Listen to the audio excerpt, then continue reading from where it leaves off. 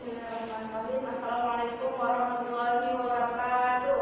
Waalaikumsalam warahmatullahi wabarakatuh. Pertama-tama marilah kita panjatkan puji dan syukur atas kehadiran Allah SWT. Karena berkat dan rahmatnya kita masih diberi kesempatan untuk hadir di bidang seperti ini untuk menghadiri ini. Dan tanpa pula salam salam kita aturkan kepada Nabi Muhammad SAW.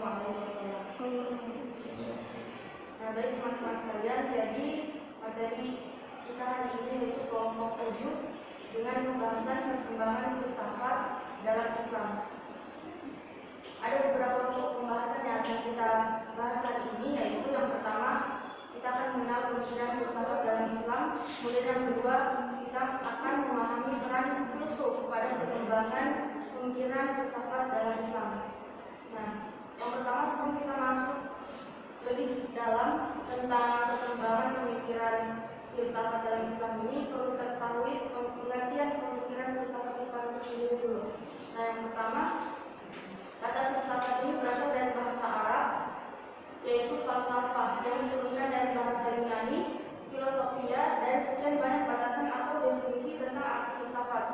Sedangkan menurut Ahmad Al-Bashir, agaknya dapat diterima secara umum batasan yang mengatakan bahwa filsafat adalah pemikiran rasional, kritis, sistematis, dan radikal tentang suatu objek. Nah, objek pemikiran yang dimaksud di sini adalah segala yang ada, yaitu Tuhan, manusia, dan alam.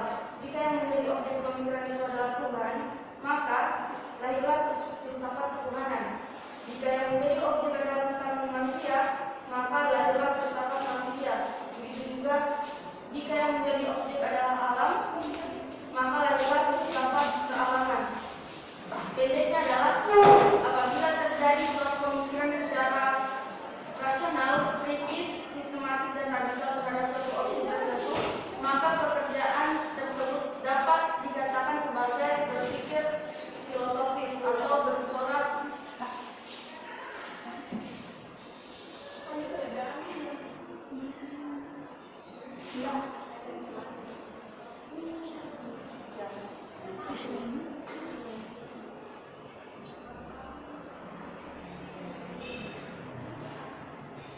Baik, kita lanjut. Pendeknya adalah apabila terjadi suatu pemikiran secara rasional, kritis, sistematis, dan radikal terhadap suatu objek tertentu, maka pekerjaan tersebut dapat dikatakan sebagai berpikir filosofis atau mencorak kefilsafatan. Dari batasan filsafat di atas, hal yang paling mendasar adalah adanya pemikiran yang bersifat rasional. Rasionalitas rupanya menjadi prasyarat pokok bagi lahirnya pemikiran yang mencorak kefilsafatan. Nah, kemudian kita beralih pada pembahasan dari mana asal pemikiran filsafat ini muncul di dalam Islam. Menurut Harun Nasir, pemikiran filosofis masuk ke dalam dunia Islam itu melalui filsafat Yunani yang dijumpai oleh para pemikir Muslim di Suriah, Mesopotamia, Persia, dan Mesir. Kemudian kebudayaan dan falsafah Yunani datang ke daerah-daerah itu dikarenakan adanya ekspansi Alexander yang Agung ke timur di abad keempat sebelum Masehi. Politik Alexander untuk menyatukan budaya Yunani dan budaya Persia meninggalkan warisan di daerah-daerah yang dikuasainya. Hasilnya adalah munculnya pusat-pusat kebudayaan Yunani di timur. Nah, kemudian perkembangan pemikiran filsafat Islam itu mulai nampak jelas dilihatkan terutama pada masa pemerintahan Abbasiyah. Ketertarikan terhadap pemikiran Yunani berawal dari keinginan umat Islam pada masa itu untuk mempelajari ilmu kedokteran atau ilmu pengobatan modern Yunani. Dari perjumpaan itu kemudian berlanjut kepada ilmu-ilmu pengetahuan lainnya, termasuk filsafat itu sendiri. Nah, perhatian kepada filsafat meningkat pada masa pemerintahan Khalifah Al-Ma'mun pada tahun 813 sampai 833 Masehi, putra Harun al-Rashid. Pada masanya banyak ilmuwan yang dikirim ke kerajaan Bizantium untuk mencari manuskrip yang kemudian dibawa ke Baghdad untuk diterjemahkan ke dalam bahasa Arab. Untuk keperluan penerjemah, Al-Ma'mun mendirikan bait al-hikmah di Baghdad Lembaga ini dipimpin oleh seorang Kristen dari Irak yang bernama Hunain Ibnu Ishaq. Ia pernah ke Yunani dan belajar bahasa Yunani. Selain menguasai bahasa Yunani, Hunain yang juga menguasai bahasa Syria atau Syriani yang di zaman itu merupakan salah satu bahasa ilmiah. Karya-karya yang diterjemahkan ke dalam bahasa Arab adalah karangan Aristoteles, Plato, dan buku-buku mengenai Neoplatonisme. Nah, teman-teman bisa dilihat kita masuk pada pembahasan filsuf muslim pada pemikiran filsafat Islam. Para filsuf muslim yang berperan pada perkembangan filsafat Islam sendiri. Di sini ada Al-Kindi, kemudian Al-Farabi, Ibnu Sina, Ibnu Miskawai, Al-Razi, dan Ibnu Rushd. Yang pertama kita masuk pada Al-Kindi pada tahun 801 sampai 866 Masehi. Nah, jadi nama Al-Kindi ini adalah nisbat pada suku yang menjadi asal usulnya, yaitu Banu Kinda. Banu Kinda ini adalah suku keturunan Kinda yang sejak lama menempati daerah selatan Jazirah Arab. Nama lengkap Al-Kindi adalah Abu Yusuf Yaqub Ibnu Ishaq As-Saba Ibnu Imran Ibnu Ismail Ibnu Al-Ash'ad Ibnu Qais Al-Kindi. Ia dilahirkan di Kufah tahun 1805 Hijriah atau 1885 Hijriah atau 801 Masehi. Nama Al-Kindi ini menanjak setelah hidup di istana pada masa pemerintahan Al-Mu'tasim yang menggantikan Al-Ma'mun pada tahun 218 Hijriah. Karena ia dipercaya untuk menjadi guru pribadi putra Al-Mu'tasim, yaitu Ahmad Ibnu Al-Mu'tasim, pada masa inilah Al-Kindi berkesempatan menulis karya-karyanya. Setelah pada masa Al-Ma'mun, ia menerjemahkan kitab-kitab Yunani ke dalam bahasa Arab. Sebagaimana seorang filsuf, dia mempertemukan antara agama dan filsafat Yunani. Al-Kindi banyak mendapat tantangan dari para ahli agama. Ia dituduh meremehkan dan membodoh-bodohkan ulama yang tidak mengetahui filsafat Yunani pada saat itu. Banyak fitnah yang dituduhkan kepada Al-Kindi, terutama pada masa pemerintahan Al-Mutawakkil. Akhirnya Al-Kindi menyingkir dari kebelut politik istana dan meninggal pada tahun 252 Hijriah. Kemudian karya ilmiah Al-Kindi kebanyakan berupa makalah. Ibnu Nadim dalam kitabnya Al-Fihrit menyebutkan karyanya lebih dari 230 buah. Sementara George N. Atiyeh menyebut ada 270 buah. Karya-karya Al-Kindi ini mengenal filsafat, menunjukkan ketelitian dan kecermatannya dalam memberikan batasan-batasan makna istilah-istilah yang dipergunakan dalam terminologi ilmu filsafat. Dari karangan-karangannya diketahui bahwa Al-Kindi adalah penganut aliran eklerisme, yaitu suatu paham pemikiran dan kepercayaan yang tidak mempergunakan atau mengikuti metode apapun yang ada, melainkan mengambil apa yang paling baik. Dalam metafisika dan kosmologi, ia mengambil pendapat-pendapat Aristoteles. Dalam psikologi, ia mengambil pendapat Plato. Dan dalam bidang etika, ia mengambil pendapat Socrates dan Plato. Meskipun demikian, kepribadian Al-Kindi sebagai seorang muslim tetap tidak tergoyahkan. Sebagai seorang pelopor yang dengan sadar berusaha mempertemukan antara agama dan filsafat, Al-Kindi berpendapat bahwa antara agama dan filsafat tidak ada pertentangan. Filsafat menurutnya adalah semulia-mulianya ilmu, dan ilmu tauhid atau teologi adalah sebagai cabang termulia dari filsafat. Filsafat sejalan dan dapat mengabdi kepada agama. Dengan demikian, berfilsafat tidaklah berakibat mengaburkan dan mengorbankan keyakinan agama seperti yang sering dituduhkan orang. Al-Kindi menegaskan bahwa filsafat yang paling tinggi tingkatannya adalah filsafat yang berupaya mengetahui kebenaran yang pertama, kausa dari semua kebenaran, yaitu filsafat pertama. Menurutnya, kalau ada kebenaran-kebenaran atau hakikat-hakikat, maka mesti ada kebenaran atau hakikat pertama. Hakikat pertama itu adalah Tuhan. Nah, jadi pemikiran Islam dari Al-Kindi ini yang pertama itu tentang metafisika. Sebagaimana disebutkan di atas, Al-Kindi berpendapat bahwa filsafat yang tertinggi adalah filsafat pertama yang membicarakan tentang kausa prima. Menurut Al-Kindi, Tuhan adalah wujud yang hak atau sebenarnya yang tidak pernah tiada sebelumnya dan tidak akan pernah tiada selama-lamanya, yang sejak awal dan akan senantiasa ada selama-lamanya. Tuhan adalah wujud sempurna yang tidak pernah didahului wujud lain dan wujudnya tidak akan pernah berakhir serta tidak ada wujud lain melainkan dengan perantaranya. Kemudian tentang keberadaan Tuhan ini, Al-Kindi memperkuatnya dengan dalil keanekaan alam wujud dan dalil keteraturan alam wujud. Al-Kindi mengatakan bahwa tidak mungkin keanekaan alam wujud ini tanpa ada kesatuan. Demikian pula sebaliknya, tidak mungkin ada kesatuan tanpa keanekaan. Karena alam wujud ini semuanya mempunyai persamaan keanekaan dan kesatuan. Maka sudah pasti hal itu terjadi karena ada sebab, dan sebab itu adalah berada di luar wujud itu sendiri. Eksistensinya lebih tinggi, lebih mulia dan lebih dulu adanya. Sebab itu tidak lain adalah Tuhan. Ia juga mengatakan bahwa keteraturan alam indrawi ini tidak mungkin terjadi kecuali dengan adanya zat yang tidak terlihat. Dan zat yang tidak terlihat itu tidak mungkin diketahui adanya kecuali dengan adanya keteraturan dan bekas-bekas yang menunjukkan adanya. Argumen yang demikian disebut dengan argumen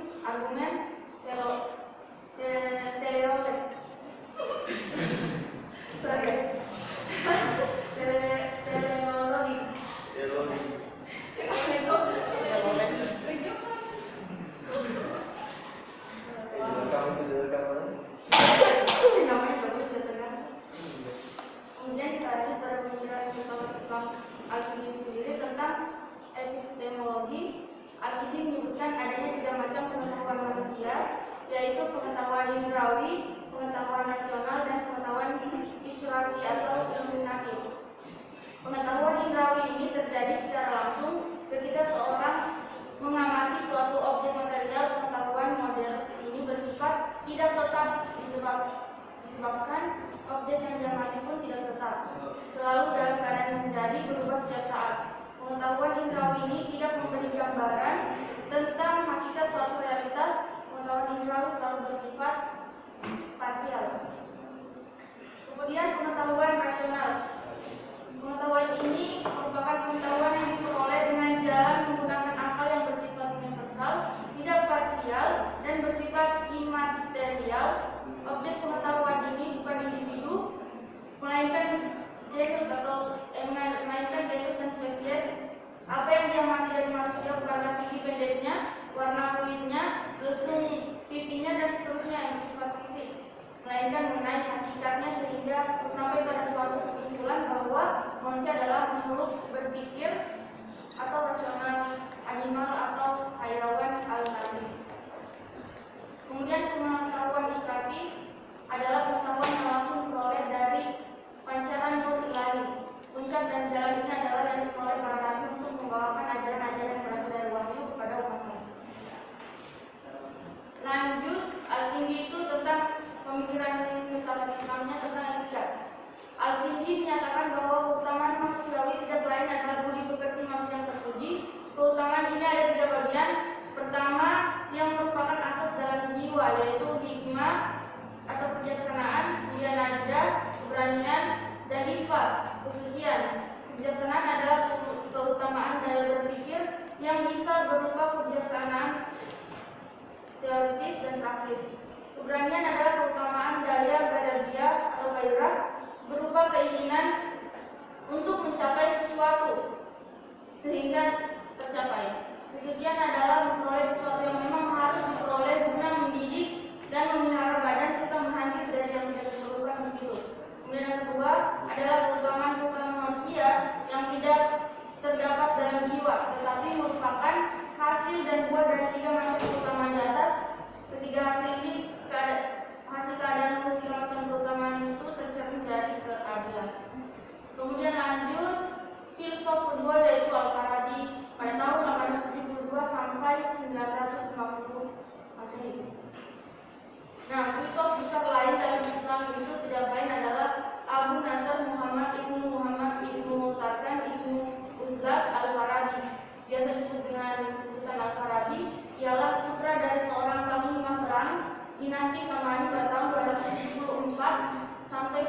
499 Masehi yang berkuasa di daerah Transosania dan Persia. Nama Al-Farabi ini berasal dari nama tempat kelahirannya, yaitu Farad, Transosania, dilahirkan pada tahun 870 Masehi dan berasal dari keturunan Turki. Seorang pemuda yang pergi ke Baghdad, pusat ilmu dan filsafat, dan ia belajar filsafat, logika, matematika, metafisika, etika, ilmu politik, musik, dan lain-lain. Al-Farabi pernah menjadi murid Bishr Ibnu Yunus, salah seorang penerjemah yang membantu menaik Ibnu Ishaq di Bayriyat Al-Hikmah. Dari Baghdad, kemudian ia pindah ke Aleppo dan tinggal di istana Said Al-Daula dari dinasti Hamdani yang berkuasa di Suriah. Di istana inilah ia banyak mengembangkan pemikirannya karena istana ini merupakan tempat berkumpulnya dan pertemuannya para ilmuwan di kalangan filsuf Muslim. Al-Farabi dikenal dengan julukan Al-Walid, Al-Sani atau guru kedua, sementara guru pertama Al-Muallim Al-Awwal adalah Aristoteles. Kemudian mengenai hubungan filsafat dan agama, sebagaimana Al-Kindi, Al-Farabi juga berpendapat bahwa tidak ada pertentangan antara filsafat dan agama. Tetapi dalam hal ini ia menekankan bahwa filsafat bisa mengganggu keyakinan orang awam. Untuk itu pemikiran yang bersifat filsafat harus dihindari dari orang-orang awam tentang metafisika. Di antaranya pemikiran filsafat Al-Farabi yang berkaitan dengan masalah ketuhanan dan terjadinya alam terlihat dalam pemikirannya tentang filsafat emanasi. Dalam filsafatnya ini Al-Farabi sebagaimana halnya Plotinus menerangkan bahwa segala yang ada atau alam ini memancar dari zat Tuhan melalui akal-akal yang berjumlah 10. Antara alam materi dengan zat Tuhan terdapat pengantara. Tuhan berpikir tentang dirinya dan dari pemikirannya ini memancarkan akal pertama. Akal pertama ini tentang Tuhan dan dari pemikiran ini memancarkan akal kedua. Akal kedua berpikir tentang Tuhan dan dari pemikiran ini memancarkan akal ketiga. Demikian seterusnya sampai memancar akal 10. Lanjut tentang jiwa. Jiwa manusia sebagaimana halnya dengan materi yang selalu memancar dari akal ke-10. Jiwa itu menurutnya memiliki 3 daya. Yang pertama daya gerak, yang kedua memuat daya makan, memelihara dan berkembang. Kemudian daya mengetahui yang memuat daya merasa dan berimajinasi. Kemudian daya berpikir yang memuat akal praktis dan akal teoritis. Nah, kemudian lanjut tentang akal. Menurut Al-Farabi, akal atau daya berpikir ini mempunyai 3 tingkat, yaitu akal material, kemudian akal aktuil, kemudian al-aql al-mustafad. Akal bertingkat terakhir inilah yang dapat menerima pancaran yang dikirimkan dari Tuhan. Melalui akal-akal tersebut akan potensial menangkap bentuk-bentuk dari benda-benda yang dapat ditangkap dengan panca indera. Lanjut tentang filsafat kenabian. Nah, nabi atau rasul dapat menerima wahyu karena ia mempunyai kesanggupan untuk berkomunikasi dengan akal ke-10. Akal ke-10 ini dapat disamakan dengan malaikat dalam pandangan Islam.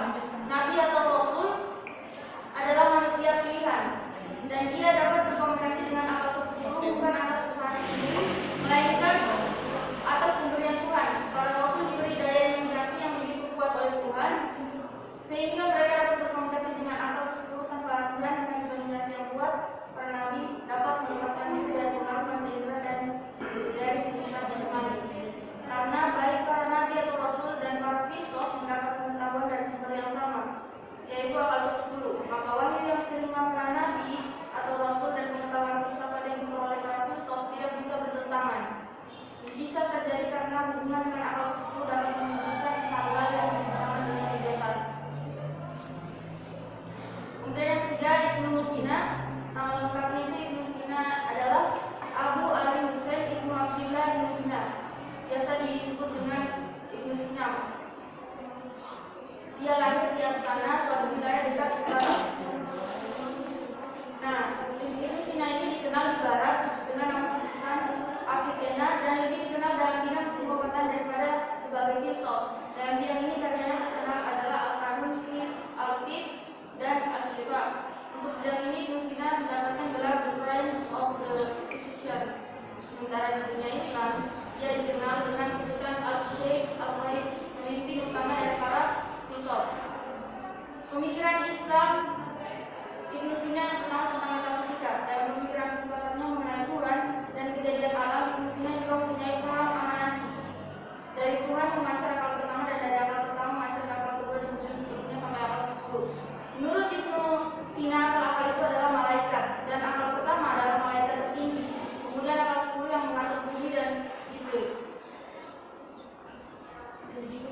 Menurut Ibnu Sina, akal pertama mempunyai dua sifat, yaitu sifat wajib wujudnya karena ia sebagai perencana Tuhan, dan kemudian yang kedua sifat mungkin wujudnya apabila dilihat dari hakikat dirinya karena ia sebagai hasil dari sesuatu yang lain. Dengan demikian akal pertama punya tiga objek pemikiran, yaitu Tuhan, dirinya sebagai wajib wujudnya, dan dirinya sebagai mungkin wujudnya. Dari pemikiran tentang Tuhan muncullah akal-akal, dan pemikiran tentang dirinya yang wajib wujudnya muncullah jiwa-jiwa, dan dari pemikiran tentang dirinya yang mungkin wujudnya muncullah langit-langit atau planet. Kemudian tentang jiwa manusia yang memancar dari akal ke-10, Ibnu Sina dibagi menjadi tiga bagian, yaitu jiwa tumbuhan, jiwa yang ada dalam memuat daya makanan dari tubuh dan daya berkembang biak, kemudian jiwa binatang yang di dalamnya memuat daya gerak dan daya menangkap, kemudian yang ketiga jiwa manusia yang di dalamnya memuat daya praktis dan daya teoritis. Lanjut, Ibnu Miskawai adalah salah satu pelopor filsuf sejak perkembangan filsafat Islam. Pada masa mudanya bekerja sebagai pustakawan dan beberapa menteri, di antaranya Ibnu Al-Amid diraih. Dalam pemikiran filsafatnya lebih banyak dikenal di bidang filsafat akhlak. Buku yang terkenal di bidang ini adalah Tahzib Al-Akhlaq. Menurutnya kata akhlak dalam bentuk jamak plural dari kata khuluq, pengertian khuluq menurutnya adalah beri keadaan yang mendorong untuk melakukan perbuatan-perbuatan tanpa dipikirkan dan diperhitungkan sebelumnya. Dengan kata lain, khuluq adalah sikap mental atau jiwa yang menimbulkan perbuatan-perbuatan tanpa pemikiran sebelumnya atau secara spontan. Sikap mental atau keadaan jiwa ini dapat merupakan fitrah sejak lahir dan dapat pula merupakan hasil latihan kebiasaan. Tentang jiwa, dalam kaitan historia menyebutkan adanya tiga macam perbuatan jiwa: bahmiyah atau sawiyah, kebinatangan atau nafsu syahwat, jiwa atau sikap mental yang senantiasa mengejar kelezatan jasmani. Kemudian tentang kebahagiaan, Ibnu Maskawai membedakan antara al-khair dan al-sa'adah. Kebaikan memiliki corak umum dan menjadi tujuan sebagai semua orang. Kebaikan umum bagi seluruh manusia dan pada kehidupannya sebagai manusia. Sedang kebahagiaan dalam kebaikan bagi seorang kayak sifat umum tetapi relatif, bergantung kepada orang-orang. Kemudian tentang cinta, yaitu cinta kepada Allah, cinta kepada manusia, terutama cinta seorang murid kepada gurunya. Cinta yang tinggi nilainya adalah cinta kepada Allah, tetapi tipe cinta ini hanya dapat dicapai oleh sedikit orang. Cinta kepada sesama manusia adalah kesamaan antara cinta anak kepada orang tua dan cinta murid kepada gurunya. Menurut Ibnu Miskawai, cinta murid kepada gurunya dipandang lebih mulia dan lebih berperanan.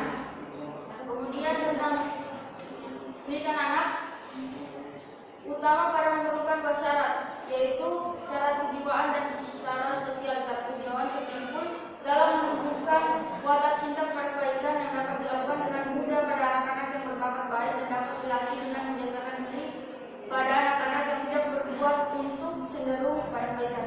Syarat kedua yaitu syarat sosial, dapat dicapai dengan cara memiliki teman-teman yang baik, menjauhkan dari pergaulan dari teman-temannya yang beramai dulu. Kemudian lanjut yang keempat, Al-Razi, di mana Abu Bakar Muhammad Ibnu Zakaria Al-Razi lahir di Rai, suatu kota dekat Teheran. Dalam karir kehidupannya, Al-Razi ini pernah menjabat direktur rumah sakit di Rai dan di Baghdad. Pemikiran filsafat Islam Al-Razi tentang agama dan akal, di mana Al-Razi merupakan seorang rasionalis sejati yang hanya percaya kepada kekuatan akal dan tidak percaya kepada wahyu dan perlunya para nabi.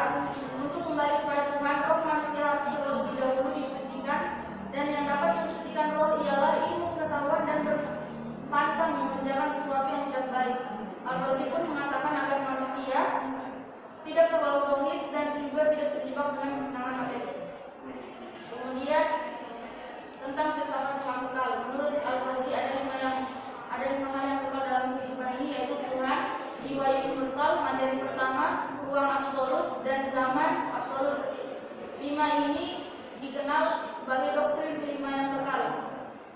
Yang pertama itu materi merupakan apa yang ditangkap dengan panca indera tentang benda itu. Kemudian ruang, karena materi mengambil tempat. Kemudian zaman, karena materi berubah-ubah keadaannya. Kemudian yang keempat, di antara benda-benda yang hidup, dan oleh karena itu perlu ada roh. Dan di antara yang hidup ada pula yang berakal yang dapat mewujudkan ciptaan-ciptaan yang teratur. Dan yang kelima, semua ini perlu pada pencipta yang maha bijaksana lagi maha tahu.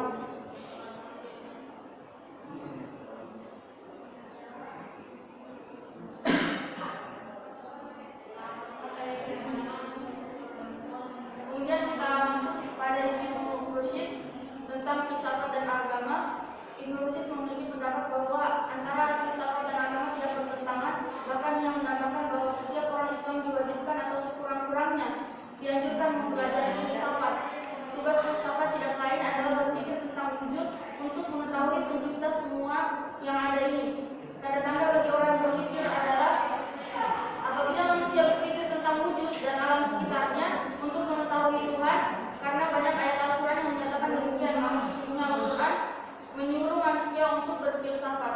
Ibnu Rusyid mengatakan bahwa setiap muslim mesti percaya pada 3 dasar keagamaan, yaitu yang pertama adanya Tuhan, kemudian adanya Rasul, adanya kebangkitan. Apabila seseorang tidak percaya kepada salah satu di antara ketiga unsur dasar tersebut, maka ia dapat digolongkan sebagai orang-orang kafir. Tentang pembelaan terhadap filsuf, seperti dinyatakan oleh Al-Ghazali bahwa para filsuf itu telah menjadi kafir karena 3 pendapatnya. Yang pertama, alam itu bersifat kekal. Yang kedua, Tuhan tidak mengetahui perincian yang terjadi dalam ini. Kemudian yang ketiga, pembangkitan jasmani itu tidak ada. Kemudian mengenai pendapat Al-Ghazali dan Ibnu Rusyid mengatakan pertama tentang kekekalan alam. Kaum teologi berpendapat bahwa kekekalan alam ini diciptakan oleh Tuhan dari tiada. Pendapat ini merupakan Ibnu Rusyid tidak berdasar. Menurutnya alam ini dijadikan bukanlah dari tiada, tetapi dari sesuatu yang telah ada. Beberapa ayat Al-Quran menunjuk pada keadaan itu, misalnya Quran surah Hud ayat 7, surat Hamim ayat 11, dan Al-Anbiya ayat 30. Dari ayat-ayat ini dapat disimpulkan bahwa sebelum bumi dan langit dijadikan telah ada benda lain. Dalam sebagian ayat benda itu disebutkan air dan uap. Berpegang pada ayat itu dapat disimpulkan bahwa alam itu kekal. Betul, alam itu diwujudkan, tetapi diwujudkan terus-menerus.